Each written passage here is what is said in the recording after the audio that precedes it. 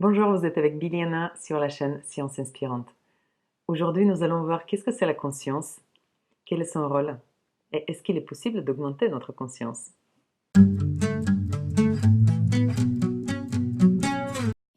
En termes scientifiques, la conscience n'est rien d'autre que l'activation de vastes circuits cérébraux au niveau du cortex. Voyons comment les scientifiques étudient la conscience et comment ils la décrivent. En termes d'activité cérébrale, il y a 4 signatures qui nous permettent de distinguer les processus conscients des processus inconscients dans une expérience scientifique. La première, c'est que l'activité consciente, elle va avoir tendance à envahir des régions supplémentaires. Donc c'est un processus qui est expansif, qui ne reste pas en local. La deuxième signature, c'est une onde tardive qui se produit à 300 millisecondes après la stimulation. C'est-à-dire qu'on a un décalage par rapport à la réalité. Et oui, on vit constamment dans le passé. La troisième signature, ce sont des ondes de haute fréquence qui se produisent également tardivement par rapport à la stimulation et qui vont consommer pas mal d'énergie. Ce qui explique pourquoi notre cerveau consomme 20% de l'énergie corporelle. Et la quatrième et dernière signature, c'est la synchronisation d'activités qui sont éloignées et qui vont former un réseau global cérébral qui va permettre la communication de cette information consciente à différentes régions du cerveau. Donc pour résumer, l'activité consciente, elle est différente de l'activité inconsciente puisqu'elle aura tendance à se répandre tout au long du cerveau et à consommer pas mal d'énergie, et tout ça avec un léger décalage dans le temps. Donc quelque part, on a de la chance de ne pas être conscient de tout ce qui nous arrive. Sinon, on n'aurait fait que réfléchir et manger pour recharger la machine. Au niveau moléculaire, on sait que le fonctionnement de la conscience est impacté par les récepteurs NMDA du glutamate. On a compris ça tout d'abord grâce à la maladie qui s'appelle encéphalite aux anticorps contre ces récepteurs. Dans le cadre de cette maladie, le système immunitaire se met à détruire tout seul les récepteurs, les patients tombent dans le coma et meurent très rapidement par un arrêt respiratoire. Une autre manière d'étudier le fonctionnement de ces récepteurs, c'est d'utiliser des drogues. Et une de ces drogues, c'est la kétamine.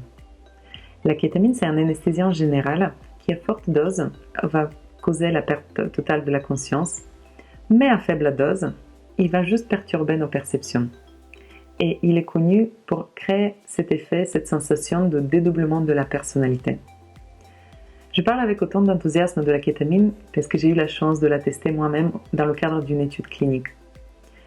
Et j'ai pu le constater toute seule qu'en absence de la conscience, il y a tout un tas de voix qui essayent de s'exprimer à travers nous et qui, à ce moment-là, ne sont pas synchronisées et qui essayent de parler tous à la fois. Donc cette sensation de dédoublement de la personnalité, je l'ai vécue. Même on était 3, on n'était pas que 2, on était 3. Et je me souviens à quel point c'est perturbant de se retrouver à avoir plusieurs choses à dire en même temps. Donc la conscience, au final, c'est l'agent qui nous permet d'exprimer qu'une seule idée à la fois et de la faire savoir à tout notre système que c'est ça sur lequel on va se focaliser. En absence de la conscience, on est nombreux dans notre corps. Voilà pourquoi un être humain est aussi complexe. Parce que même si on n'entend qu'une seule voix à la fois, ça ne veut pas dire que les autres voix n'existent pas. C'est pas parce qu'on n'est pas conscient qu'elles n'existent pas. D'où l'intérêt de devenir de plus en plus conscient de ce qui se passe derrière les coulisses de ce spectacle. Donc la conscience, c'est l'agent qui nous permet d'uniformiser les voix qui sont à l'intérieur. Elle a 4 compétences. Elle va pouvoir comprimer l'information, elle va la simplifier, elle va synthétiser des informations qui sont dispersées dans le temps et l'espace, et elle va choisir parmi toutes les voix possibles, toutes les informations possibles, celle qui va apparaître sur la scène. On peut imaginer la conscience comme le gars qui prend le haut-parleur dans une foule pour annoncer une information importante auprès de tout le monde. C'est ce qu'on appelle en termes scientifiques la célébrité cérébrale, ou bien en anglais, the fame in the brain. C'est la conscience qui diffuse les informations qui sont dignes d'être célèbres et les incorpore à tous nos plans d'action.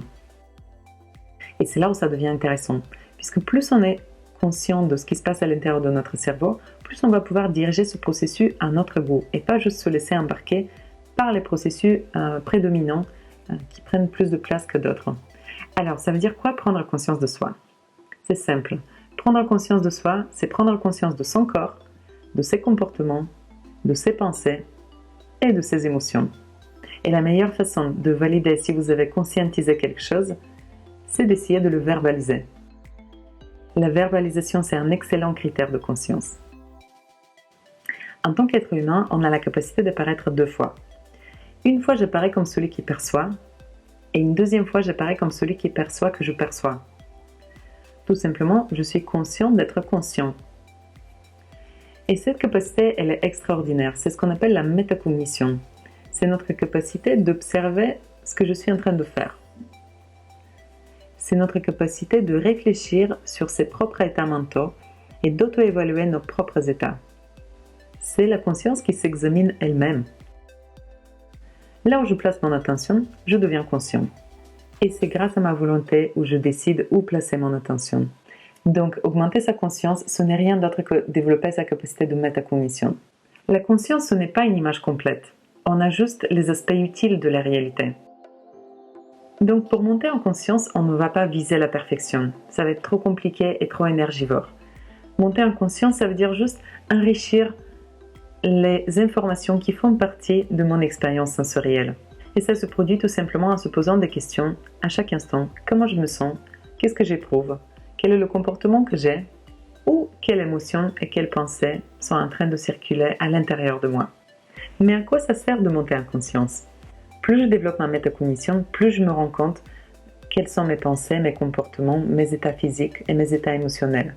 C'est-à-dire que je deviens de plus en plus capable de me dire que je ne suis ni mes états émotionnels, ni mes comportements, ni mes états physiques, ni mes émotions. Je suis celui qui les observe. Et plus je les observe, plus je comprends la complexité et plus je deviens capable de la maîtriser. Et plus je maîtrise cette complexité, plus je peux la mettre au service de mes aspirations. Donc, pour résumer, on a vu que la conscience, c'est cet élément de nous qui nous permet d'uniformiser et de fonctionner comme un individu qui est cohérent dans sa totalité. Et lorsque la conscience est affectée, on peut éprouver ces sensations de dédoublement de la personnalité. Deuxièmement, la conscience est affectée par là où on place notre attention. À partir du moment où je décide volontairement de placer mon attention sur mes états internes, je deviens conscient et je commence à apprendre à les maîtriser. Et dernièrement, pour vérifier que j'ai bien conscientisé quelque chose, la meilleure façon de faire, c'est de verbaliser ce que j'ai perçu. Cette vidéo a été inspirée par le travail du pionnier dans le domaine de la conscience, Stanislas Dehaene. Si vous voulez aller encore plus loin dans la compréhension de la conscience, abonnez-vous à ma chaîne.